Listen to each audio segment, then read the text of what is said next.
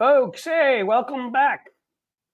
I'm hearing an echo. There's some weird stuff going on here, but welcome from the Queen City, that radio city we're in. Oh, turkeys fly, or do they not fly?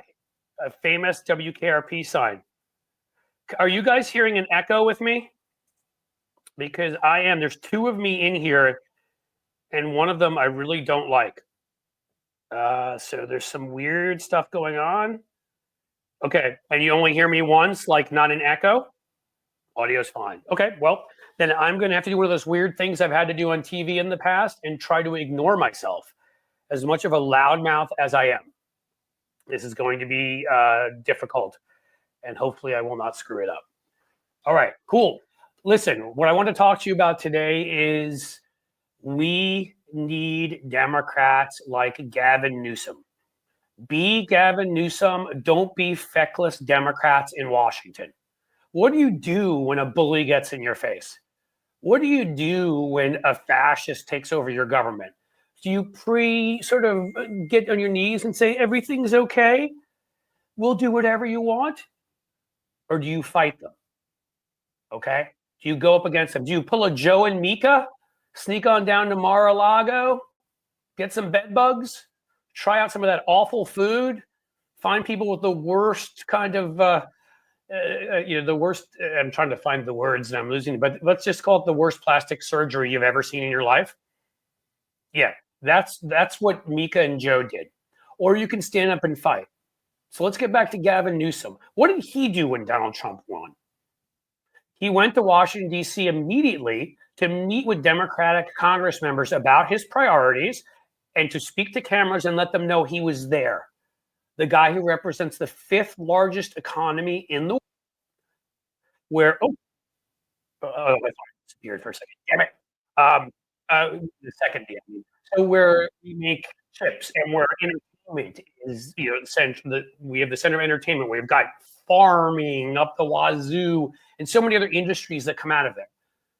What did he do? He said, I'm going to stand up for their interest. I'm going to stand up for my people's interest. He met with Democratic members of Congress. Did he meet with Donald Trump? No. He met with Joe Biden, no, about zero emissions cars, the kind of thing that Donald Trump is going to attack because he wants to get policy put in place ahead of time. Did he decide to hold a special legislative session and make a proclamation that California was not going to bow down to Donald Trump? You're damn right he did. Because he understands the value of PR. He understands the value of resistance. He understands the value of leadership. You don't just sit and crouch in a corner when this guy takes over. I mean, yes, not everybody has Gavin Newsom's leverage. With a huge state, 1/8 or 1/9 of our population? In the end, obviously the fifth largest economy and so much more, but it doesn't make it an excuse. If you're in Congress, I don't care if you're in a state legislature, I don't care if you're in a city council. Where are the proclamations that we will not harm LGBTQ citizens? We will not deport people for you. We will protect women's rights. You see, the media, when you say stuff like that, they cover it. They like conflict. Republicans get this. We just say, oh, well, there's nothing we can do. Not Gavin Newsom. So he's going to hold a special session, and he's going to do what he can to empower the judicial forces in California, as well as their prosecutorial forces. He sued the Trump administration over 100 times between 2016 and 2020. He won most of them. He's going to bolster their defenses, so when they have to defend themselves in court against Trump, they'll be ready and they'll fight him every step of the way. And there'll be other forms of resistance too. But the most important part is he stood up and he made a statement by being in D.C., by meeting with Joe Biden, by holding this special session. That, yeah, Donald, he admitted, he said, the majority of people voted for Donald Trump. That doesn't make him right. That doesn't make him decent. He said that to the cameras. I'm sure that pissed Trump off something fierce, and Trump's son's girlfriend, if you go way back. And here is the best of all of them. This is my favorite. So Trump has threatened now to pull away credits for electric cars. Now, what Trump would do, and the Republicans would do, Ron DeSantis, is they would threaten a specific company, which is illegal. And we have said we don't want to become them. We don't want to become a bunch of thugs who do things illegally. But creatively, you can go after these people. So the beauty of it is, and let me you. Gavin Newsom said that if the Trump administration revokes the $7,500 credit for EV vehicles, and California will offer the same credit as a replacement for cars purchased in their state. Here's where it gets good. Except for Tesla. Newsom said the tax credit will not apply to purchases of Tesla because he says the purpose of the new credit would be about, quote, creating market conditions for more of those car makers to take root. And Tesla's already out there, rather than existing companies who have already benefited from government largesse. Gets in a nice little jab there about the fact that Elon's only really existing on government largesse. Someone understands how to play hardball with these people, and that is Gavin Newsom. All right, I am done with my rant. I hope I didn't trip over my words too many times. It is incredibly strange hearing yourself in your ears. Maybe Tony can tell me how to get rid of the second me that is in here on stage. I don't know. Otherwise, it's going to be a rough freaking show, people. But I'm going to Tony in, and I'm going to. So you got two so you're in this studio twice, right? Correct. And I left and came back, and there's still two of me. One of them, because you're in a separate window. You're in here in this. Yeah, stop the camera and turn that one off. Exit that one out of the studio. You should be able to exit. So I do that one. Wait, edit mic settings on that one? Yeah, turn the mic off on that one. Oh, yeah. Cut them off. Cut the other clip off.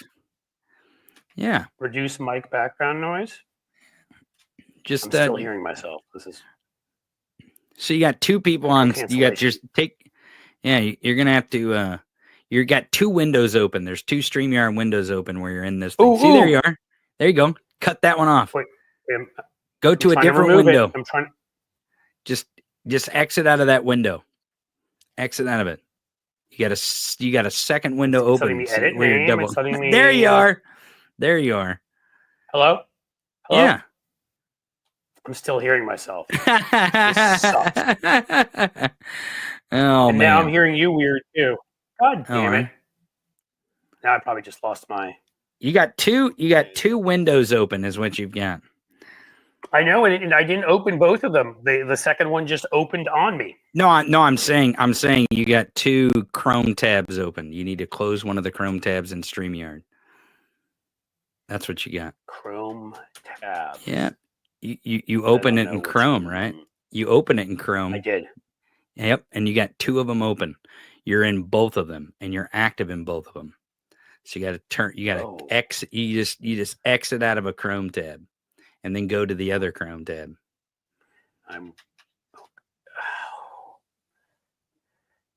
What magic? Let's see. And that's why you're in there twice, because you're in the room in one Chrome tab, and then you went and you opened up another. Hello, Chrome. I can hear myself only once. Yeah, guys, you have to all admit that was the freaking coolest ever rant done with somebody hearing themselves in their ears and an echo of themselves, so that like I couldn't get away from me. That's like, I feel like torture at some point, where people will make me listen to myself all the time. And I think that's probably cruel and unusual punishment, right? I don't know. So that's what it was. It was in two different Chrome tabs. Wow. You learn new stuff all the time. All right. Well, hopefully most of that rant made sense. I'm going to bring in Matt McNeil too. And then we'll have three voices in here, but only one of them will still be mine. My plan to take down Cliff's show failed. Damn you, McNeil. All right. So listen, guys. You all know who the great Tony Michaels is. Matt McNeil is based in Minneapolis. If you think about the lack of, he contributes some to this channel and gives me some great rants. If you think about the lack of infrastructure on our side, Matt can speak to it almost as well as anybody, because he's at an independently owned progressive station, brilliant political commentator, coming out of the Midwest, where we theoretically want to win people over, a white guy that goes to church. Theoretically, whoa, back up. Theoretically, do you hear this guy, Matt? He's like living in New Yorker in Cincinnati. He's like, sarcasm. Is what that was supposed to be, Tony. I'm in Canada South here, so you know. Okay, yeah. Minnesota, we go. You're a Canuck light. Yeah, that's funny. Listen, we're a party that says that all the time we want to be able to win white men who go to church, who were in the military, all this kind of stuff. That is literally the definition of Matt. And yet, where's the billionaire putting him on nationally, as he also is a passionate and brilliant voice for our issues? Where are you? Come on. I'm sure. Where are I'm you? sure You out Matt, considering that he would eat the rich, would probably prevent the rich from funding him. Good marbling. I'll eat anything. And okay. Well, there you go. A little sauce on the side. I'm good. You certainly are from Minneapolis if you'll eat anything. That's true. Oh no. Well, no. I got to tell you, like, Matt actually took me around. He took me some of the best food places, and I was there performing in the Sexy Liberal Comedy Show. Yeah. Matt was kind enough to take me on a tour, Minneapolis, took me to some great restaurants. He knows where it's all going on. I know everything's going on. I will say this: it is frustrating. I am on AM 950 in Minneapolis, St. Paul, and just if I can, quick plug. And everybody, please listen to him because he's great. Seriously, well, I'm not just saying that. Well, thank you. And I'm on in Chicago on WCPT at 9:00 at night, and in Seattle at KKNW over there. And I like doing this. But this station used to be one of the original Air America stations. Oh, okay. And this was started by Bill Luther, who was one of the former congressmen, and Janet Robert, and it was, like all these stations, they actually had a network going. And this was my first sign of how bad the Democrats were getting pantsed on the messaging and communication side, was to watch what ended up happening to Air America. Because quite literally, conservative millionaires were walking into Air America stations and just buying the station out from underneath them. I've heard a story, I can't confirm it, that actually they tried to do that with my station, that the local wealthy person came on in and said, how much do you want for this radio station? And I'll buy it straight out from you. And that's how they took him off the air. I mean, progressive radio should work in Los Angeles, San Francisco, New York, Boston. It should work. It just is what ended up happening is the conservatives stopped it from even going forward. And let's also call it what it was. The Democrats have a bad habit of like, hey, thanks a lot. We're not going to support you. We're really not going to use you, but you keep doing that and we sure like you. And, if tomorrow. That's my entire last 20 years, Matt. Yeah. if tomorrow I said, I'm a born again MAGA, tomorrow I would have a mid 6-figure salary. I would have a national show. I would have a book deal. I would have a tour. I would have consistent TV appearances. Contributorship on Fox and down seat at the American Enterprise You would be the libtard who turned. That would be. Look at this guy, isn't he great? And they would love me on progressive radio. We're acting like this is just a theory, though, Matt. I don't mean to cut you up, but like we have proof. Yes. There are people with names like Glenn Greenwald and Matt Taibbi and Jimmy Dore. And I mean, and we know some of the places they've gotten money from because it's Tulsi Gabbard. The best person in Russia. This isn't theory. Yeah, right. Yes, this isn't theory. I remember, if some of you guys know, a friend of mine, terrific journalist. He was writing for Rolling Stone for a while. Wrote, I think, for Salon for a while. Joshua Holland, who's been out there for a while. He still does a podcast and whatever. And he used to always joke about this. And when Taibbi did it, he's like, I can't believe it. Taibbi actually did it. He's like, we've been joking for years that if any of us would become wingnuts and go to the crazy right, we could become rich. And he's like, Taibbi actually just went ahead and did it. And that's the thing is, I mean, my life would be a joke. It'd be easy. I'd spend most of my life asleep. And then I'd write a book every once in a while, write a column once a week, do a couple of these. And either somebody at Heritage would be paying me, or somebody at RT would be paying me through Heritage. And talk about trans bathrooms and brown people coming into the country. You would, that's all you got to do. I have this weird thing that's called a conscience, and other weird thing called empathy. So it's not going to happen. But the point being that again, they don't understand how demoralizing that is, and that thankfully for me. I'm an entrepreneur. I started a few companies based around politics, one or two not based around politics, where I did well enough that I could keep doing this stuff. But as I keep repeating, we've lost a generation. I had a couple of the best communicators I would say I've ever met who surrounded me on various Senate campaigns, presidential campaigns I've worked on, they're gone because they had nobody supporting them. Nobody would give them that $250,000 endowed seat at some think tank. Nobody would give them that book deal except for, hey, here's a $25,000 advance and a pat in the ass. Good luck. You know, here's we don't have a station to give you a contributorship at, but you can go on. Here's a couple stations you can go on for free.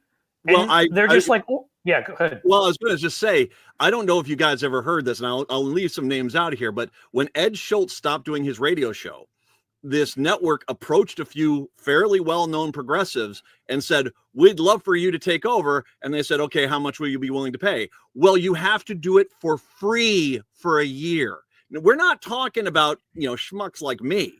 We're talking about recognizable, well-known progressive voices. And they were being told, if you want to do this, you have to do it for free. And then we'll see about paying you.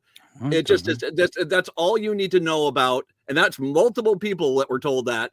That's all you need to know about how this is our messaging is getting destroyed. I mean, it's somewhat self-induced, but it also is you're working against a machine that when a new element comes up, like Twitter, they'll just go buy it and drive it into the ground. And basically, and MSNBC is where he wants to do it next. And unless somebody steps up on our side, he will do it. Yeah. No one will stop him unless somebody steps up. And the problem is I'm not sure if he's doing it in service of Russia and whatever, that he obviously has more money than anybody else, even though he's finding lots of ways to lose lots of it. Who's going to outbid him? Well, I feel as if it's kind of one of those things that progressives are dreamers, and they're like, wouldn't it be great if we had this great messaging system? Well, welcome to the party, pal. I mean, anytime you want to do this, you're more than welcome to. We got a sales department. You can go talk to them. Well, not you. You're like, okay, right. They always find excuses. I have been so close. I used to go and pitch these things. I pitched. You remember when there was Current TV? Yeah. When that was our little attempt, and then Gore sold it off. Yeah. Remember there wasn't Granholm. Wasn't Granholm one of the? She was one of the anchors. She was one of the hosts. I went there, and again, if I told you the offer they made me, was it free? No, but there's Tony's show, your show, Matt, where I go on once a week, once every 2 weeks. You give some time in, you promote your own stuff. Fair, reasonable, right? When you're going on for large periods of time, for example, Bob Seska, who I've now joined as a co-host, is paying me because I'm putting in an hour and a half, more than that, because I get on the pre-show and we plan it out. That's a 2 to 3 hour gig every Tuesday. And being that he's not a complete a-hole, his thing is you should make some money for it. But even he, of course, is making what he's making because he's talented. He was always a radio guy who went into this stuff. Nobody gave him any money. And Current sat there and wanted me to come on numerous nights a week, put in my time, not be with my kids, not be able to do the other work I need to do. And I just, again, I won't even tell you what they offered me because you might actually just start vomiting. No. I mean, the only place that ever paid me fairly to go on TV, just think about this, folks, was Sinclair. Yeah. Yeah, the right wing station. They're like, yeah, we'll pay for you to come on, even though you have liberal views. We need the opposite views, so we'll pay you a bunch of money to have the opposite view on our station because they understand how that stuff works. Spacco, who gets this stuff too, because we've been talking for years about it. Yeah, Sinclair, even though they paid, of course, the right winger significantly more than me, and they actually got that it was good drama if there were fireworks. So they didn't care, they didn't just want a wimpy liberal or I wouldn't have lasted long. I feel like the vast majority of times I went on, I looked at it as a challenge that I beat the crap out of the guy I was up against as well as the host and their BS points. And they actually paid me pretty decently. Not great, not whatever money, but I mean, it is a joke. It is a joke that Tony has built this successful thing. What do you have? 150,000 subscribers or something? You've got this big chat room, that you've helped me grow mine by bringing folks over here. And nope, nothing. It is a joke that Matt McNeil, holds down the fort in Minneapolis and has been put on in Chicago and has been put on in Seattle, is a terrific radio personality, has radio experience, which translates over greatly to this stuff, knows every detail to both of you guys and your voices. Nope. And, people can look me up. I'm not going to praise myself and sit there and talk about my own whatever. Let's just say I have a hell of a lot of experience in TV and radio and that kind of stuff. And I think I've built a pretty good, solid channel here. And the other thing I'll say about that, because it really infuriates me, because we got a lot of creators out there that sell to some of these organizations, and they sell their content. They basically have another organization own their content, and they give away. Not only do they work for free, they give away part of their content for someone to promote them and for someone to broadcast and make a ton of money off their content. That goes on. That's rampant on the left. That's rampant on the left, because they want to take advantage of the influencer and the personality, and they want to consolidate them under their own brand and put slap their logo on that person, and then take advantage of their creative ability and not really give them what they're worth too. They give them pittance compared to what they get when they actually start to own their content, and that goes on rampant on the left too. And if we get more honest about this stuff, if we start to amplify this stuff of how it works, and I know, Matt, you said you don't want to name names, but if we start to point to these people who do some of this stuff, like I pointed out Destiny. The thing about Tony is he'll I don't name care. names. I'll name names. Hassan Piker and Destiny on the left, they have a little thing going on. They got a feud going on, and they go at each other. And they make Who's the second one you said? Hassan Piker. I know who he is. Destiny. Destiny's another liberal who's a streamer. I don't know. He's a streamer online. He's a streamer, and that's the thing is and they make these money on their streams, and they make money doing this WrestleMania thing where they kind of go at each other, and they got a feud going, and they get people to go in their streams and it post up ads and that sort of thing. And that's kind of the new style media. That's the new place that media has had. But the problem is that the messaging there really, really stinks. Mm-hmm. It's terrible because they don't know about elections. They don't know about they really have no concept about the politics. They're just trying to build audience, as you said. Right. They're going back and forth with each other. They're being the car wreck on the side of the road. They're waiting for people to slow down. There's no substance to it. It's just gawkingness. Right. The three of us should do that. Let's get in like three-way fights where we all insult each other. I really think, and I attacked Hassan because he did a little thing on CNN because Hassan's popular, so they went to Hassan to ask him questions about shit he doesn't know about. In my opinion, these are my opinions. But here's the thing: is that I on my show today I said Hassan and I should start a feud. I'll start a feud with Hassan because that will get the more working class type messaging in front of Hassan's audience, and it'll get the more working class type messaging in front of working class people because people will be paying attention to, hey, there's a leftist out there who's willing to attack the left, and it's kind of nuts. And he's got a backwards hat and a beard, and he's from the Ozarks, right? Like, and not to elevate me. But is he gonna hit you back? Do you think you can draw him in? No, he won't. He won't hit me back because he knows one thing. Certainly, Hassan knows that if he hits me back, I'll come back even harder, and that I will start to affect his appeal. And that's the thing about these people who are elevated. Can we both hit them together and see? Sure. I'm trying. I'm pretty good at getting under people's skin when I want to. I know. I'm trying my best to get underneath some of the people who have some of the worst messaging skin. And doing this. So.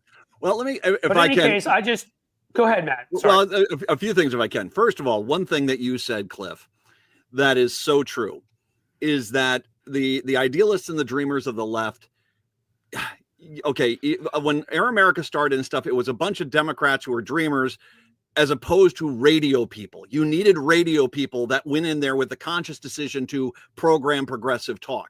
That's why our station still exists. We're still radio. We have chosen the format of progressive, and that's why we do it. We also have a problem with, and as Tony was talking about, and Tony, we can start a fight right now. How dare you, sir? No. But as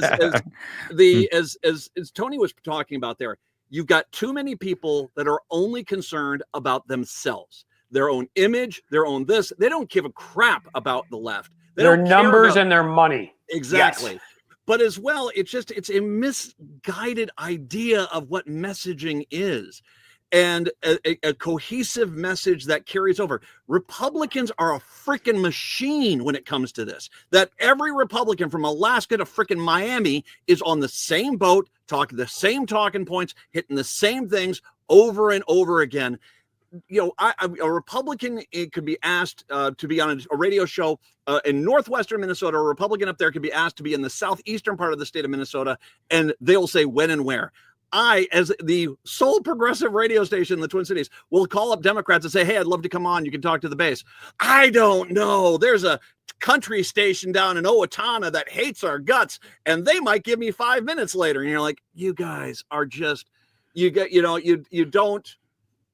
have to rethink how you're messaging. And I don't know if you really can do it with what we have today, whether that's radio or television or streaming, but you've got to find something right now because your message is getting drowned out. No, sorry. Go ahead, Matt. No, it just that the message is getting drowned out because there just isn't a cohesive message that understands how to portray this to the American people, as opposed to individuals who are dreamers talking about that feel like politics is some sort of movie where the end of it, the music comes up, we're arm in arm, we're marching into the sunset and roll credits and we're all done. And it's not that. I mean, there's another election in 2 freaking years. And if you don't get off your damn ass, you're going to lose like 2010. But that's the key right there. I mean, here we are, right? The three of us sitting here, which I don't know when the last time, this may be a record for the Democratic Party, 3 people sitting in 3 different parts of the Midwest actually conversing.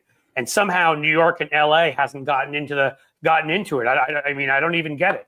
And yes, I'm wearing my Yankees hat. And yes, I'm from New York, but I live in Cincinnati now. And what happens in this state and what just happened in this state is what affects my life and my kids' lives.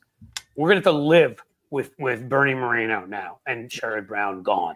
We're going to have to live with the fact that the Secretary of State here lied his arse off and basically BS'd everybody so that people couldn't tell the difference of which position would get rid of gerrymandering and which would keep it. So he fooled them with the language. And even though 70% wanted to get rid of gerrymandering, we ended up not voting to do it. Thank you for the Cliff Get Destiny. He has talked to BTC. Okay. Locomotion, $1.99. Thank you. Now I don't know who BTC is. So, Brian Tyler Cohen. I attacked him on pushing the limits yesterday. I just attack everyone. Matt, you better not get in my way, and Cliff better not get in my way either. No, I'm just kidding. You guys have a happy Thanksgiving. I got to go. I've got something that I can handle. Well, you two need to talk because you two should be on each other's shows because you're two. Oh, we should. Like, yeah, guys we should. Who have the Tony, appeal. open invite them.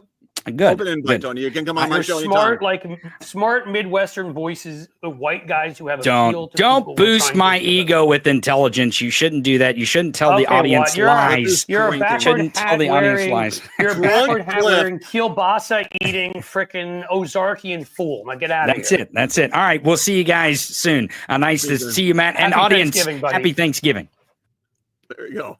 All right, I love him. He is too much fun.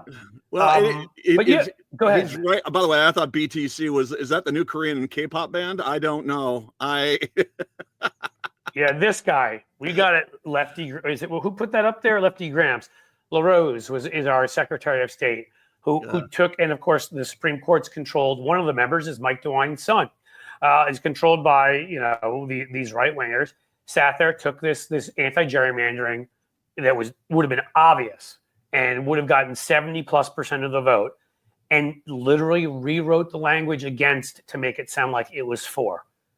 I mean, and then they put millions of ads behind mixing people up, and we lost by a couple percentage points. So in Ohio, so in Minnesota, we actually lost a little ground here. We now have a tied Minnesota House, which will be a delight because this is going to be a train wreck in slow motion. But we lost a little ground. And the theory I have on it is that Angie Craig was the U.S. Congresswoman from the Minnesota 2nd Congressional District, which is southeastern metro suburbs, plus a lot of farm country. She ran a campaign of, I really don't like the Democrats. I really am. I fight my own party more than anyone else. So it was this misguided idea that abandoned the entire platform in an attempt to appeal to a handful of Republicans. And there you go. The problem was in Minnesota, because Amy Klobuchar did. You and I talked many times. She didn't really Yes. have a race. She didn't win. So she became Angie Craig became kind of the premier race that was focused on. And because the messaging from that race was "I hate Democrats" from a Democrat, it kind of hurt the rest of the Democratic Party in the state. Did you get a lot of that in Ohio, where you had this, once again, we don't need a platform. You liberals and progressives, shut up and just vote for me. We're going to talk about how we're going to try to win 20 votes from the right. See this, and again, this does go into the broader conversation about our lack of a year-round ability to reach people. Because again, I get that Democrats are up against it, because you have to undo so much of the garbage, the conspiracies, the lies that they've been telling, and say, "Ooh, I see your doggy in the back. Yeah, your puppy, that little fluffy puppy back there." Yeah, that's right. So, just don't let the new Homeland Security person near your puppy, please. Yeah. If you hear the words gravel pit, run. That's all. Gravel I'm pit, say. you say? All right. Who doesn't love a trip to the gravel pit? And you know what's interesting about that? I had to say to somebody today. I had to say, actually, one of the better. I was actually talking to the wife of a former Republican elected official here, who is a moderate Republican, who, of course, is no longer a Republican and no longer votes for Republicans, even if he doesn't say it out that loud. I was talking to his wife today, and I was saying, do you realize that, like, one of the actual better members of Trump's, so far nominated cabinet took her puppy to a gravel pit and shotgunned it to death? Like, that's literally one of the better members. And the to goat. Sort of tell you, and the goat. And what the did goat. the goat do, man? You just go out there. I don't know. Oh my God. Yeah. That's so. There's, but I didn't mean to get off of there on that. Where were we? Where were we before I got into gravel pit McGee there? We were talking about, Angie. So here's the thing that I can't say. Look, there are times where it's very difficult to win. Everybody makes the fallacy of the one cause. I only lost because of this, or I won because of this. There are times you can run the perfect campaign and lose. Yeah. I don't think Kamala Harris ran a perfect campaign. I think she ran a terrific campaign and still lost for a number of reasons. But here's what I can promise you. You are in, there are many fewer split ticket voters these days. You are in a branding war 24/7. And if your strategy is to say the Democratic Party sucks, but I'm not one of them, but it says D next to your name, you're going to frickin' lose. Yep. Okay? Doug Jones didn't run that race when he pulled it out in Alabama. Tester, who won numerous times before this one, Sherrod Brown, who won numerous times, this time with Trump at the top of the ticket. I'm hoping Sherrod Brown actually runs for the open seat, because I think without Trump at the top of the ticket, he can win again in 26 for the open J.D. Vance seat. But they never ran that kind of a race. Whereas Tim Ryan here did run that kind of a race, and we saw what happened against J.D. Vance. When you run a race like that and you apologize for your party instead of standing up and saying, forget brands, forget labels, here's what my party stands for and I stand for. And you put it in regular terms, you tell stories, you talk about helping people, you do all of that. That is how you get folks winning. That's how you get, I can't think of her name, the governor of Kansas who won. Who's a Democrat, that's how you get. Is that Hochul in there or something like that? It's not Hochul's New York. I can't think of her name. But okay, yeah. Andy Beshear in Kentucky. There you go. I mean, you have to have abilities too. He's got a natural charisma, but he goes up into the Appalachians and just talks to people about what they need. Granted, you can't always do that, and there's always going to be things like racism and sexism involved. He's a white male. Again, I'm not saying it's none of this stuff is fully equal. But I'm saying if Andy Beshear had run that race saying Democratic Party sucks, you guys are right, they don't do this right, they don't do that right, but I'm a different guy, he would have lost. Well, and what's crazy, you can't win attacking your own side. You just can't. What's crazy is in Minnesota 2 years ago, back in 2022, you had a unified Democratic Party that ran on populism. And sometimes the populism is a progressive topic. Sometimes the populism is a moderate topic. But they were all issues that basically people agreed on. And it wasn't stuff that they shied away from. It was just, this is what they are. They won overwhelmingly. They got a ton of stuff done. And what happens? And the Democrats have this bad habit of doing this because the moderates, if I just win 20 Republicans, I'm going to win by one vote. And you just don't understand. Sitting there and bashing on your own party is not a winning strategy. All you do is turn off voters. When you look at this election, Donald Trump really didn't win it. Democrats stayed at home. I mean, he basically got the same amount of votes as he's gotten the last few elections. The Democrats stayed at home.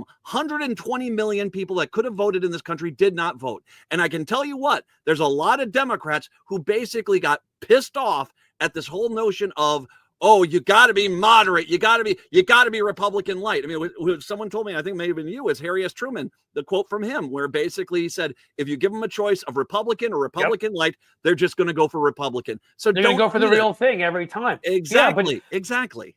But my problem is that you even can run as a moderate, but be proud of who your party is and make the argument of we're the party that has always supported unions and a livable wage. We're the party that has fought for women to get equal rights. We're the party, you can go through all that and you name individuals, tell stories. Again, Doug Jones was moderate. What's his face? Mark Kelly is moderate. There are people that I always try to explain the difference because it would frustrate me when they would conflate the Kirsten Cinemas and Joe Manchins with like the John Testers and Mark Kellys. Here's the difference in Doug Jones's. Those three, the latter three, are moderate, but they never talk down their own party. They never talk down their own leaders. They spoke about how proud they were of their tradition, and their tradition is a Democrat. I'm a Democrat, and I'm a fourth generation farmer, like what John Tester would talk about, and Sherrod Brown would talk about his time, in labor unions and all that. I mean, they always would make that connection and defend it. There's nothing wrong with being moderate. I would call myself probably in the center left. I'm to the left of moderate, definitely. I'm really liberal. It would define me pretty well. Okay.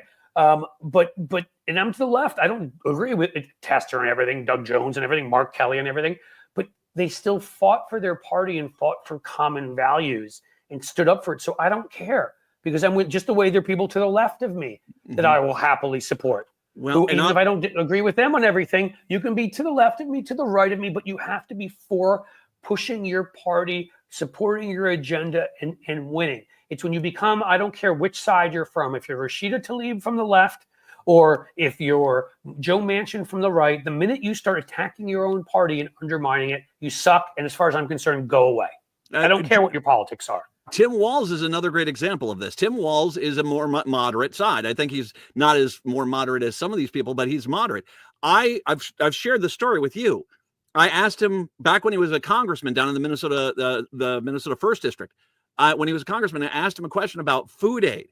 And what came out of his mouth was the greatest answer I've ever heard from any Democrat about food aid. It wasn't, I don't agree with, some people need to work for food. It wasn't this crap ass mentality of I've got to try to appeal to some Republicans, so let me downplay it. He said, no, first of all, I got farmers that got food on I got crops in the field. They need to get to market. I'm going to give them a fair market price. They get paid for producing the product, and I'm going to take that food and give it to hungry people. What's the problem here? This is a really good idea. And I was like, how in the world are you this good at this? While there are so many moderate Democrats who admit it's like, well, unless the Republicans let me sit with them at the lunch table, I'm a loser. And you just like, stop. You have to have a party platform. You have to have a consistent message. And if you don't have that, you're screwed. And having a Democrat who is your premium race in a state sit there and badmouth the party is really, really stupid. I mean, come on. Well, again, man. Do you see Republicans doing that in California or New York? You never see that. You'll see them say, I disagree with my party's position on this. I stand for that. But you will never hear them say, oh, the Republican Party is just too far to the right on this. They're crazy. And you hear people like Joe Manchin say that all the time. The mine-owning bastard that he is, who's making $500,000 off of a family mine that he did nothing but inherit, that's doing nothing but polluting West Virginia further, one of the poorest states. But we got to listen to this guy lecture us on climate change, I mean, it's amazing. I'll say quickly just one thing, Matt. I'll say to the left, you guys, I wish that this were a possibility, but that's the thing about DeWine, is he's more decent than, he's not a DeSantis. He's not an Abbott.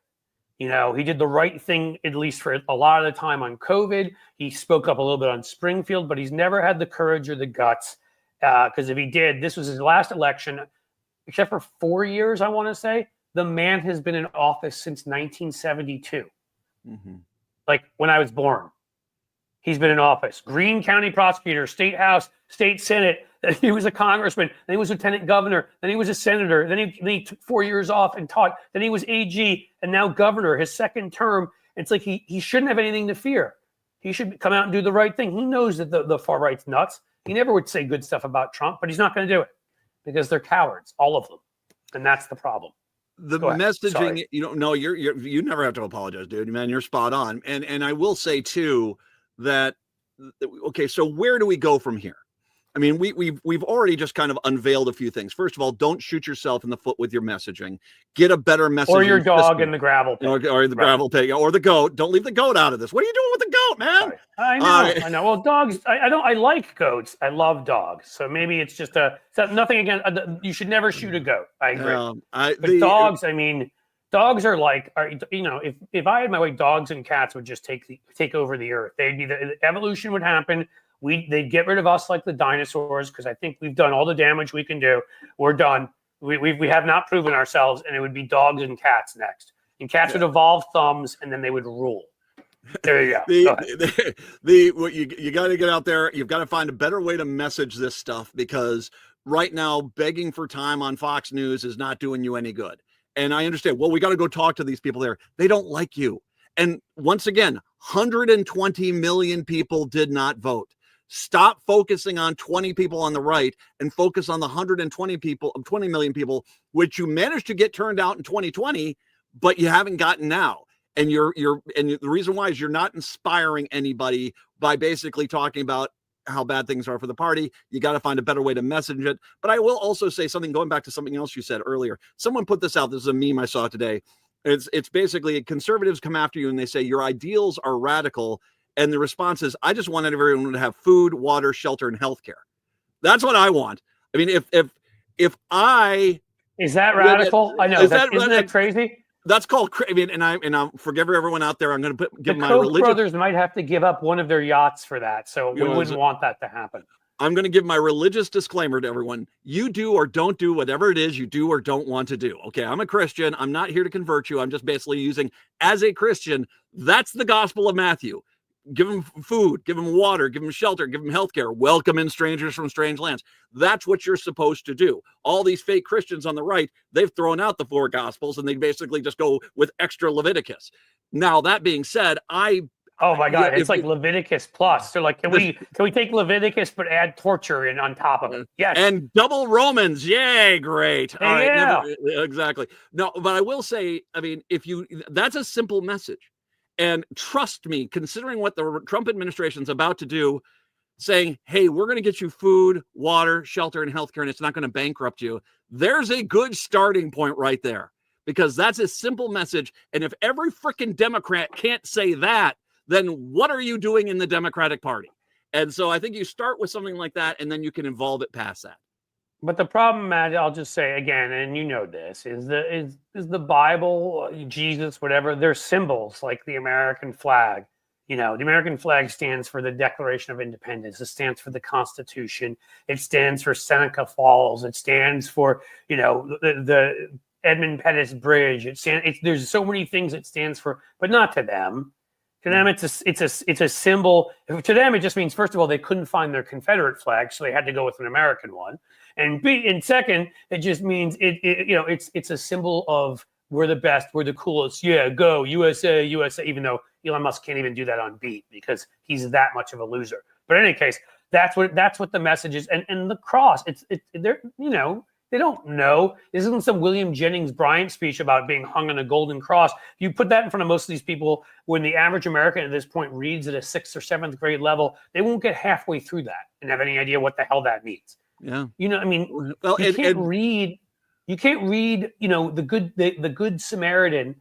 You can't read that and then sit here and want to deport freaking millions of people. The gospel of Matthew. Exactly. You can't. And by the way, when I say this, I want to give everyone food, water, shelter, and healthcare.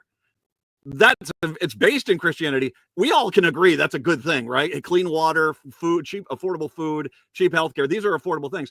Republicans, as you said with the flag, let me give you a great example. You know why they want to teach the Bible in school is because they're too lazy to get off their damn asses on a Sunday morning and take their kid to church because I got 8 hours of NFL pregame to watch. I was just saying, there's football, man. There's football going on. You want me to go to church? Dude, you can take your kid to church any day of the week. Any day of the week. And your lazy asses want someone else to do it for you. Get off and grow up and do it. Yeah. Yeah. I'm sorry. I just have to say this. I don't know the last time I was in a church. I did go to a liberal Episcopalian school in New York City, Grace Church. It was wonderful. That even in the 70s, late 70s in New York, was integrated in a way a lot of New York was not. And I had people, all different kinds of people. I was Jewish. I was there. There were at least a class of 30. There were 5 to 7 Jews. There were a number of folks who were Black, who were, so there's so I was in those churches for years. But I'm going to tell you, I have not been in a church now for I don't know how many years. But if I'm given the choice on a Sunday at this point of watching the Giants, the Bengals, or going to church, I will go to church.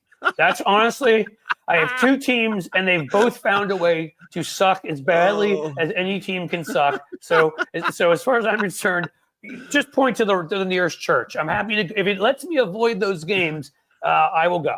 That's what I'm trying to say. We're going to 2 services this weekend. Exactly. Cliff, I've got to take off here, but with it being Thanksgiving, what is your favorite Thanksgiving side dish? Oh my gosh, I am a stuffing-aholic. I could just eat that stuff all day and all night. What kind of stuffing? What kind of stuffing? What's your go-to kind? What is it that cornbread, wild rice, traditional? Oh, we do. Yeah, we have some cornbread in there. That's definitely in there, and some. I'll get the exact kind of mixture of what's in there because my wife, the Sicilian part of the family, and my wife gets it from my late mother-in-law, and I mean, their cooking is just amazing. Fantastic. I'm the guy who's like, I think I burnt the toast, but the eggs look okay. I can scramble them. That is they bounce. They bounce. They bounce. That's the extent of my talent in this area. But you, from what I see, because I'm not on Facebook that often, but here and there, and then I see you put up these nice dishes you make. I'm like, why can't that guy cook for me? I'm willing to trade teams if you're willing to cook. No, I'm kidding. My wife is I mean, and not that she needs to be a fantastic cook. She just is, and it's a nice thing. If I've got wild rice stuffing, I'm with you. Stuffing's my number one call. I'm also a sucker for that damn green bean casserole, man. They came up with gold with that sucker. They came up with gold with that. That's really good in any sweet potato, anything. Yeah. Especially when they put like the kind of like the whipped cream stuff on it or what. Oh my marshmallows. God. Yeah. They put the marshmallows on it. Yeah. That's what I'm looking for. Marshmallows. Yeah. I mean, it's going to be a fun day. I went to the gym today. I'll be going tomorrow too, because that is unbutton the, take the belt off day and just let it fly. The slowest run of the year is my Friday morning run. It's all of a sudden I've lost 3 or 4 minutes on my time. Cliff, I was going to say, I'll make the joke and I'll let you go. I was going to say, what we do is we call that Matt Gaetz Day, because you take your belt off right away when you, okay. I know that's horrible. I keep my pants on, so it's really not Matt Gaetz Day. Oh, listen, we have to have you back. Just before you leave, absolutely tell everybody here where they can find you, because you should have 1 billion listeners in the perfect world. You'd be the most listened to radio host. In any case, I could just gush about you all day, Matt. So go ahead and tell people. All right. I'm broadcasting live 3 to 5 Central in Minneapolis, St. Paul on AM 950, WCPT in Chicago, KKNW in Seattle at nights for both of those. You can also podcast me on iTunes and all the usual places. Follow me on Blue Sky, Matt McNeil Show. On Threads, it's Matthew McNeil 1. It's on Facebook. It's on Mastodon. I'm over there as well. And I like it when you reach out and touch me. So, that's kind of risque for here. Also, you can find some of his great video rants at Cliffs_Edge, my YouTube channel. You should all subscribe to, because Matt's kind enough to send us some of his 5 to 12 kind of minute rants, and we usually put up at least 1 a week.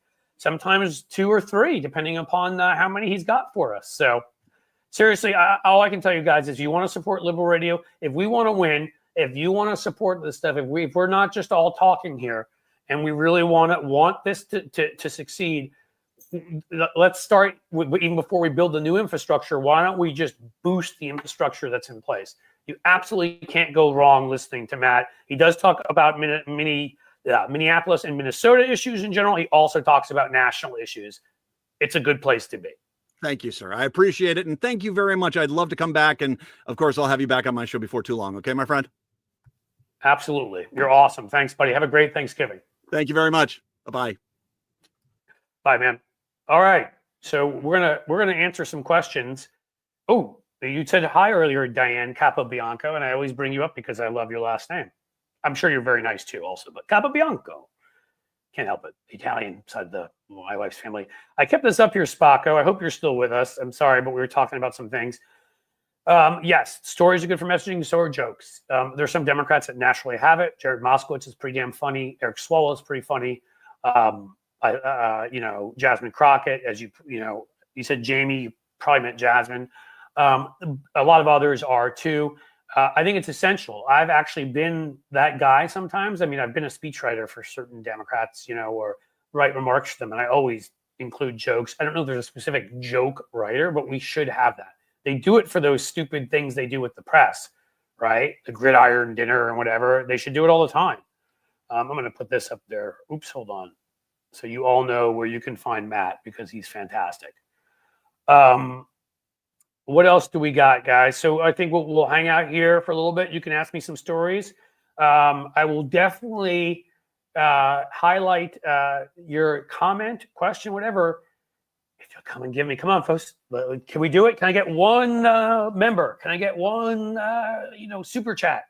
We've been low in the super chats, whatever. And I got to tell you, we're doing some economics right now. I want to add to this show, but this is all I can do at this point. I have to. Some of that I need to work out on my own end, and obviously get some more views and get some merch sold, which I haven't even pushed to you guys, and get some sponsors, which I'm working on. And then, this will all be easier, but also memberships and super chats, like 99 cents, $1.99, a couple dollars for a membership. Those really help. I'll just tell you. What else do we have? So we got also Jim is showing you from 3 to 5 p.m. It is Central because they are in Central time there in Minnesota. Nobody seems to ever really know if I here am in Central time. Everybody always thinks that, and I'm not. I am, in fact, the furthest west part of the Eastern time zone. Oh, look at this. I got 2 of these. You guys are the best. Chocoa Blanc, you are awesome. $9.99. Thank you so much. Seriously. Again, that's how we do this. And hold on, the other one shot by. Robin M, thank you too. I really appreciate it. Super chat. Cheers, Cliff. Thank you. Cheers to you too. And happy Thanksgiving to all of you guys. Those two, again, that's very helpful to me. Helps me do more of this. Let's see. What else do we have? Oh, did I get a member? I did. Diane Davidson. How did I miss you? Thank you so much. New member.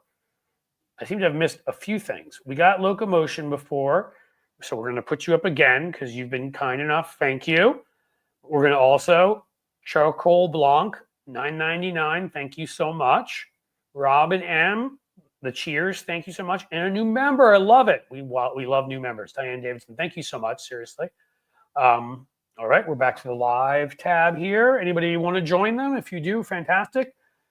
Yes, Moskowitz said something nice about a MAGA congresswoman. I see that. That's from Amy O'Connor. Yeah, that's Moskowitz has been taking some heat lately, I think, for some of these things. But I always feel like, I always feel like that, we've got something where, and I'm totally losing my train of thought, and I apologize. People make mistakes.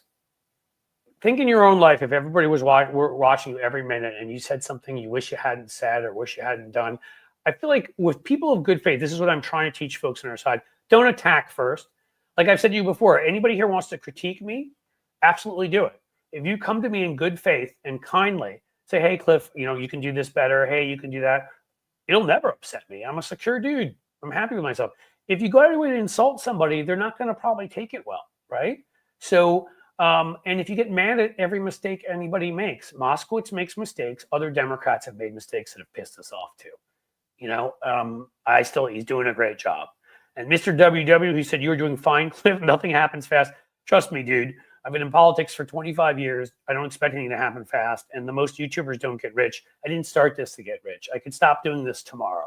Okay. I have another business that thankfully does pretty well. I can't forever dump money from that business into this one. I'm not looking to get rich. I'm looking for this thing to be self-sufficient. That's all. I'm looking for this thing to make a profit so I can actually do more of it.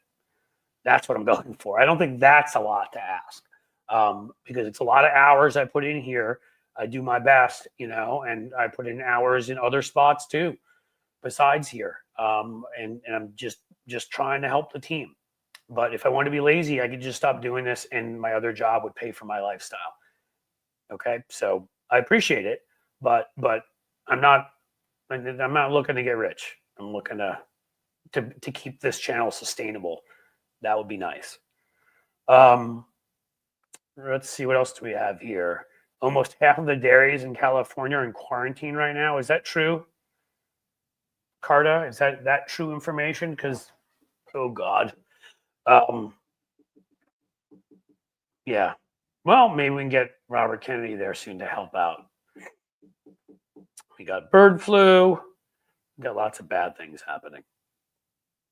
You know what, though? We got lots of good things happening, too. It's Thanksgiving. And so how about we, all of us that are lucky enough that we can put food on our tables and spend time with our families, we should try to be pretty happy with that. Yeah, I thought it was avian flu. I don't know. I mean, if it's going to happen right now, at least we still have competent people in there. So hopefully they're taking care of doing whatever needs to be done right now. The problem is whenever they stop doing that. White noise, you are my knight, white knight, shining armor. I don't know what you're. Matthew McConaughey, 2028. All right. You know what? I would take good old McConaughey. Just rewatched, what was it? True Detective. Not saying he's perfect. Not even saying he's a deep thinker necessarily. But I will take that man. At least he seems like a nice guy. I'd take him over Trump 8 billion times and then some more. What else do we have? Come on, guys. We need some more comments here. Either they be in the super sticker, super chat, super something form, or just regular human form. But we need some more stuff. Matthew is a Trump supporter. I don't think he is. Rose Blake. I've never seen that, and I would be shocked. I could be wrong. Steve Manning, I've got bad news for you. You're looking forward to listening to Bob Seska after this. Bob will, I think, have a taped show today, but we're not doing it live, as Bill O'Reilly would say. Bob decided to take today off, and I don't blame him. All of us have had a hell of a ride. We all thought we were going to have a little bit of a vacation after November 5th. Was that the day? It's been so long, and it's not turned out that way. It's been actually worse since the election. There's been more work to do to try to pre-plan and put some large sticks, some large metal objects in the gears and break them down to stop the Matt Gaetzes of the world. So, we all need some time. I mean, as I said to folks, right now I'm definitely doing today because here I am. It's me, I promise. I'm not like that fake Melania character that goes around. Lefty Gramps, who's in Ohio, and I can only guess from your comments. Thank you. You're awesome. Great. I appreciate the super sticker. Thank you. Stephen, thank you for understanding. And even me, I am burnt out, but I'm not going to everybody needs what they need, and I don't question anybody else. And hopefully they don't question me. I decided I definitely wanted to do this today. And I definitely want to do one tomorrow. As I've said, I will do at least one that's like a half hour to 45 minutes of question and answer tomorrow at 2. And then if the good Mr. John Fugelsang can still do it, it'll be an even longer one. But for me, Thursday, I won't work Friday. Thursday through Sunday will be off, and I'm going to be going away towards the end of the year. So there will be a week off then too. We all are going to need some time. And again, everybody's different, but those 4 days, or if you want to start from Wednesday night through Sunday, really should do a good job of helping me pull it all back in. If something changes and I suddenly feel like I can't do it tomorrow, I'll let you know. I mean, look, it's been tough for all of us, but right now, I think I'm going to do it. I'm feeling pretty good. Agreed. Stephen John Fugelsang is the best. One of the best people. I mean, problem is I could say that about the people I had on here today. I could say that about Bob Seska, who you mentioned before. Fugelsang. I really have tried. There's some people in this business that are doing great work, but they're not naming names. I'm just going to say they're not always the most pleasant people behind the scenes, and I've really tried to spend my time with people that are just terrific people. They're just great people. They're as good on camera as off, and we still need the people who are good on camera, but aren't necessarily the nicest people off to win. But that is how I have chosen my crew. Thank you for putting that up, Jim. And we have a new member. It's like C3PO. I kid because I love it. C7557. Thank you for becoming a new YouTube member. That is outstanding. And I have just hired, I'm choosing between two folks. I shouldn't say it, but I may hire both. On the admin side, and I think I've been telling you all that once that happens, guess what?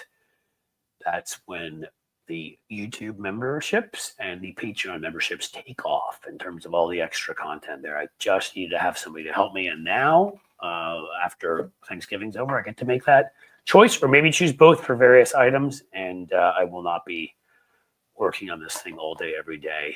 And, that's an exaggeration, but a lot of the day. So therefore, because, even when you're not on camera, there's like a ton to do. There's rebrandings to do. There's things, all sorts of new gadgets to add. There's videos to edit. There's, for me to do this, after this, we got to grab that rant I did at the beginning when I was hearing myself. And that's going to be, a 3 to 5 minute video that I'm going to post separately, tape that I'm going to put out there for you guys. There may be some shorts we grab from here. When I got from here, there's another short that I'm going to create that has some of the, it's a lot of work. There's a lot of stuff to do. And I'm not complaining in the slightest. As I told you, I could stop anytime. I believe in it. And I'm glad that I hope it's making a difference. Even if it's making some folks happy and you're enjoying it, then it's making a difference as far as I'm concerned. Maggots, go ahead and drink that raw milk. Yeah. Listen, it didn't help us in this election, but a net 18,000 more Republicans passed away because they would not take care of themselves during our disease a few years ago. I'm being careful with my words because they've been demonetizing me lately and they get all nutty over that stuff. And I don't even want to, it's really annoying. That's one of the annoying things about YouTube is that it can be really innocent stuff, but because bad people have shared conspiracies about it, if you say something about it, we had something like that happen with an election where I was trying to debunk people who were lying about it. And then I ended up getting my channel suspended for a week because they thought I was saying it. So are MAGAs going to reconcile the fact, come to terms about Trump's Secretary of State selection of a George Soros protege who's married just like Buttigieg? Yeah, there's a lot of those in there. It's kind of fun. These are the ways. I don't know what they're going to come to terms with. I know that they're going to be angry because they're always angry. I mean, it's their default. They're deeply insecure, deeply angry at their station in life, and they try to find people to blame. It ends up being us. But I think that they'll accept some things. I mean, again, different people accept different things, right? The Christian right isn't going to accept anybody who is a married gay person. So they'll freak out about that. Others will freak out, about other aspects of these different nominees. But as long as they're all fighting, I know you meant Treasury, by the way. State is Rubio, and it's different. The Treasury one is the one who, and you know what? Let them fight. Let them fight. In fact, I think we should even encourage it. When you talk about the campaign not being over, the best thing you can do right now is share comments by one Republican faction attacking another Republican faction, or one Republican attacking another Republican, or one MAGA host attacking another one, because the more you can get them to fight with each other, the less effective they'll be. Thank you. This is really happening. Member for 2 months. You're awesome. You are awesome. You've stuck with the program, and the rewards shall be bountiful. They shall be plenty very soon. Is that true, Amy? Hobby Lobby is the one carrying Hanukkah merch?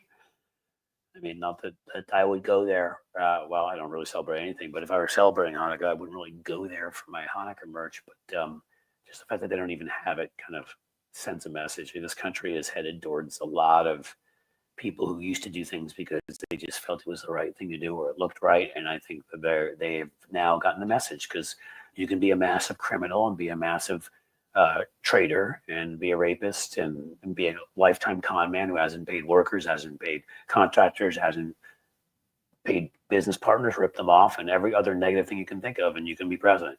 And I really can't wait. Some of the people I know voted for Trump to see how they explain that to their kids when they try to tell their kids good lessons about who they should grow up and be. Crime does pay, apparently. Have fun teaching your kids that message. What else we got?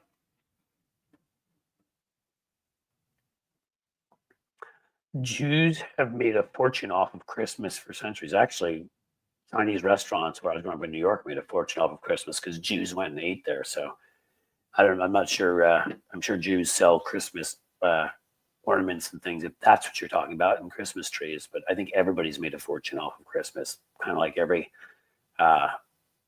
one of the holidays that we've pumped up. I don't think you need to single out Jews there. Oh, they haven't sold Hanukkah goods ever? See, that should just tell you. I don't go into Hobby Lobby because I would rather chop off my left foot. So I don't know what they have in there. I know nothing about it. Same with Chick-fil-A. I did have to go there once because we had to meet some friends, kids who were friends of our kids, so they could play there. And I really just started feeling kind of gross the minute I walked in. Yeah, Pepsi Max, you are correct. Hey, listen, part of my family actually in this country, when they're here in the 20th century, they sold booze. Here's a good story for you. And so they sold booze, and there was a thing that I'm sure you're all familiar with called prohibition. They could not sell booze anymore. But as you may also know from our civil rights era, there are certain states that never listened to what the federal government said. And we're dealing with it again right now. Alabama was one of those.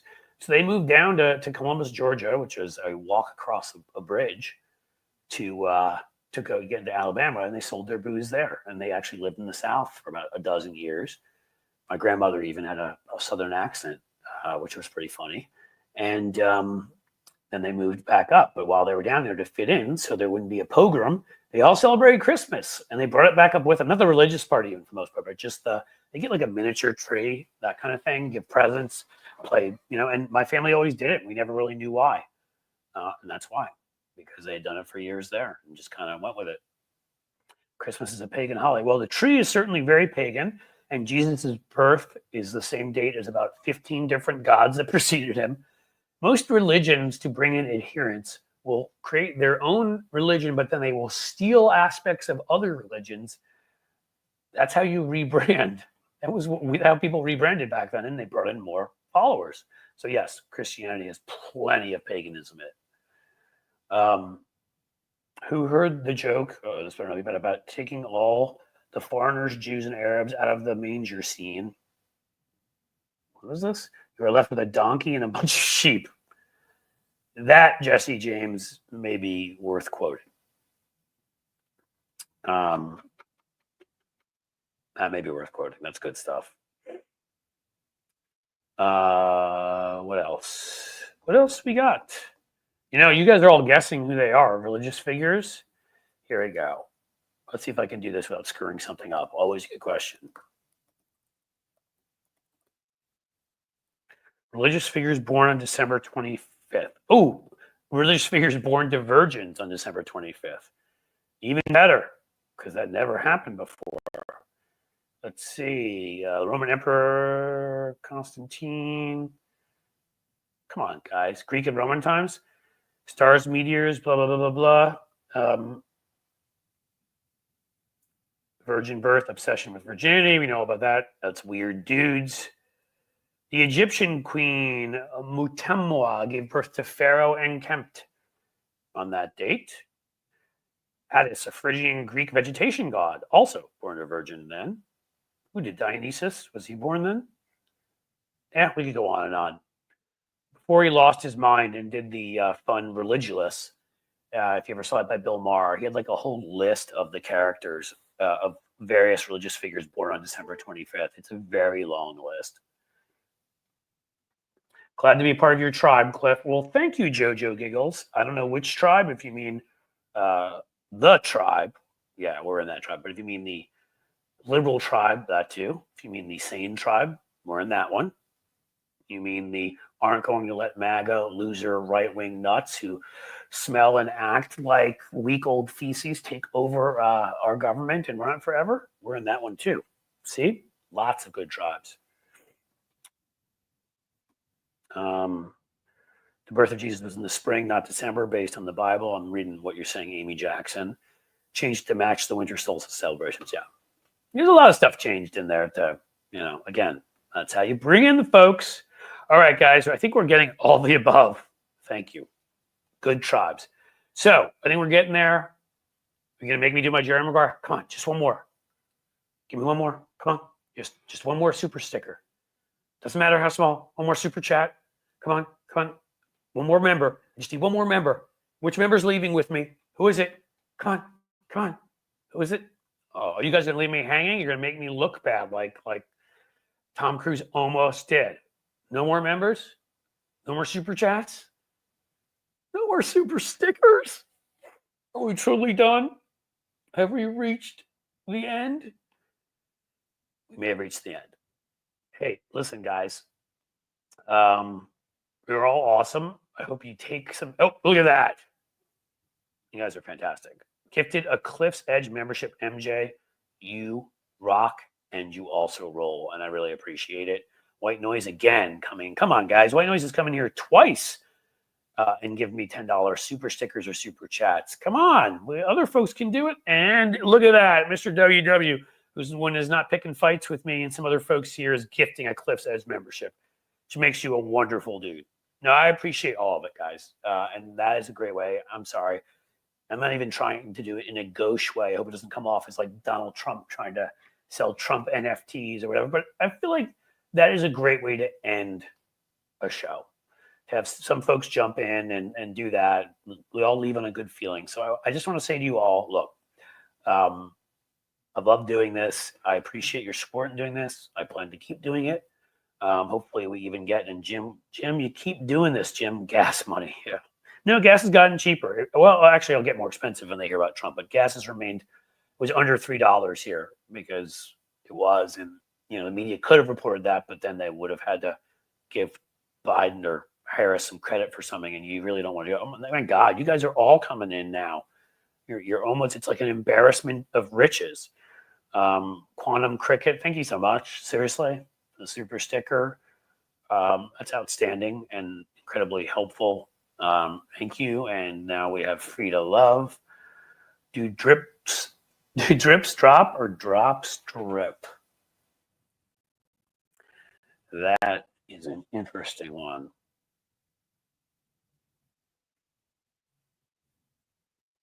Can drips drip? Can drops drop? No, drop doesn't drop. A drip, though, could drip, I think. So it could be that too. I think a drip drops. I'm going to go with that. Yeah, wow. That was actually more than I expected, guys. I was asking for one, and like 5 or 6 or 7 of you came through. Incredible. I hope you all are quite seriously, in a good place. I hope you're in a good place mentally. It's been a tough period of time. We all care about things a lot. And we've just seen, for me, the hardest part is, again, I've got kids and I believed in my country, and I'm having a hard time believing in my country right now. I don't like lying about stuff like that. I'm not proud to be an American, and I will be going on a trip to France where I lived for a bit down the road and not too far. And I don't even know if I want to. I feel like I almost want to identify as a Canadian. I mean, I never was one of those people who I feel like sometimes in the left, far left, but even regular left, who just sits there and lists all the horrible things about America. Yeah, there are plenty of bad things here. There also are in every country in the world. And we did some amazing things that set forth some amazing precedents that I believe changed the world in terms of what a bunch of rich white guys did that wasn't nearly far enough, but for their time. And I think that the Declaration of Independence, certain things that cited throughout the world, right? But right now, like it's tough to be proud of this. It's tough to look at people I know and say that you looked at everything here, for all the crimes, the treason, or whatever, but just the character of this man, the selfishness, the cruelty, and you wanted that as the person you see on the TV regularly. You want your kids to see that.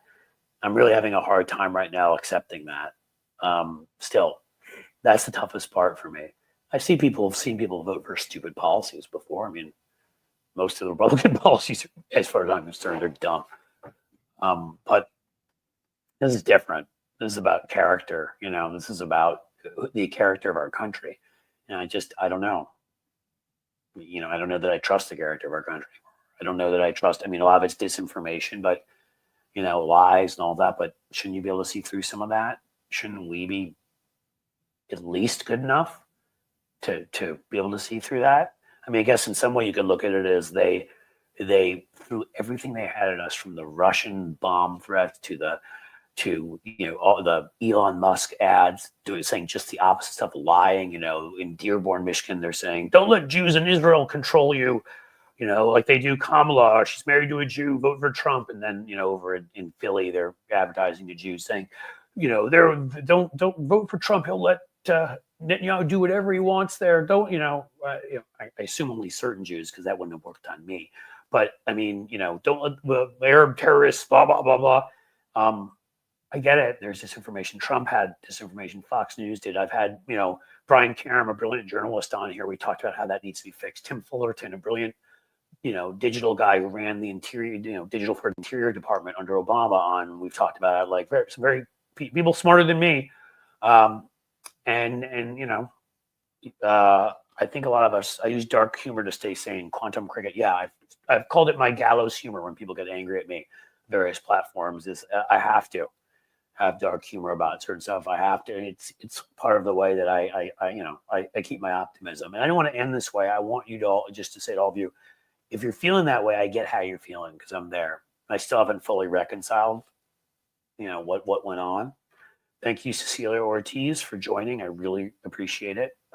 We love having you as a new member. And we're all gonna have to think about that. Just try to survive. You guys just won't. You're amazing now. Jose Santiago, super sticker. Thank you so much. $4 super sticker. We have to all, and just try to find the people that support you during Thanksgiving. If you have a couple crazy relatives around, know that this is a place where you're supported. It's been my whole goal is to create a community here, and hopefully we all support each other. If I can do anything to be helpful, I'll get Jim Williams, my friend, knows one of my email addresses. And if some of you folks need to reach out, I just can't promise you that I can get back to you right away. Who knows what's going on in life? I have teenagers. This isn't even my main job, as I've told you. There's some health issues with my mom, sadly, that have me traveling between here and New York. And so, there's challenges. And Jose Santiago with the huge win. Oh, no, my favorite holiday, that's good too. Sorry, Wayne. The Seine. That's right. I'm going to France soon, so that was a good one too. Go Yankees, baby. I don't know, Jose. I'm not sure we're getting Juan Soto, but in a way, if we can spend it on 2 or 3 really good players, it may be better. Okay, I'm going to get back to what I was saying here. I don't just say this lightly. Like, I am here, and I don't know that I can help anybody, but if I can, I will. We have to be a community. We have to be there for each other. So truly take an enjoyable Thanksgiving. Try to relax. Do the stuff you like. I love, if I can sit with my laptop sometimes by myself and watch a great streaming show. I just started watching, was it The Day of the Jackal, based on the earlier Jackals and whatever, British, this production. Like that, if you like spy kind of stuff. Thank you, Pat. That's a really kind thing to say. And Christina Wyville just said, I take care of my dad. Good for you for doing that. I mean, it's tough. I lost my dad 11 years ago now, and and so I've got my mom, but thank you for the C7557. It's not easy. But again, I don't want to end it sadly. I want to end it like we have each other, okay? And right now we have a democracy. And right now Matt Gaetz just lost, and we won the Alaska House, and we overturned an abortion ban in Wyoming. And we won a North Carolina Supreme Court seat that we weren't supposed to win by and we won more House seats. So they're going to be in disarray, and they've taken a bunch of House members out. We may actually have a 1-seat majority when we go back, or tied or down one. Their senators, hopefully Bob Casey takes the damn thing to court like what's his name did. I should have brought that up with Matt McNeil back in the day, where Al Franken, they wouldn't let him get on the Senate, so we'd have 60 votes forever. So I said Wellstone by mistake. I can't remember Coleman, who just took it to court. I hope that Casey takes it to court forever. We hold him to 52 seats, and then with Murkowski, Tillis, and maybe shocked face Collins, we can do some things. But there is a lot to be grateful for. And I don't know, nothing. I get knocked down, but man, am I singing Chumbawanga? I get knocked down. But I do get up again, and I get up ready to fight. And I don't like bullies, and I don't like bad people, and I'm gonna be ready to fight these. Let's call them these bad people, so I don't, after all this work, lose out on my monetization here. I'm gonna shut that down for a second. But have each other, hold each other, hang out with people you care about. There you go. Jim Rowland's binge watching The Odd Couple. That's something great to do. Read a great book. If you don't like watching stuff like I do, I read the books too. Try to, even for a day there, get away from politics. It's something you'll be able to do on Thanksgiving. Just try to enjoy yourself. Try to relax. Get sleep. Do what you need to do. Hit the gym if that's a possibility and you like doing that. Yoga, acupuncture. I don't know what your thing is, but do it. Go walk in the mountains if they're near where you live and take in the beauty. Meditate a little bit. Do whatever you need to do. But I'm just going to say that I appreciate all of you guys. You've given me a place here that feels a lot like home. My country feels less like home. My state feels less like home. My city more so, because we're very good here. But you guys have made this feel like home. For that, I can only appreciate you. So I want you to have a very merry, fantastic, awesome, and like all the other words that are like that, Thanksgiving. As I said, I will not be back on Friday, but even after I said all of this, if you're here tomorrow, I just assume some of you may not be around tomorrow. I will most likely be here tomorrow, almost definitively, and I'll probably say a lot of the same stuff I'm saying to you right now. So for now, enjoy your evening or Thanksgiving or both. If you're not here or I'm not here, and as the sun sets slowly in the west, I bid you a fond farewell, guys.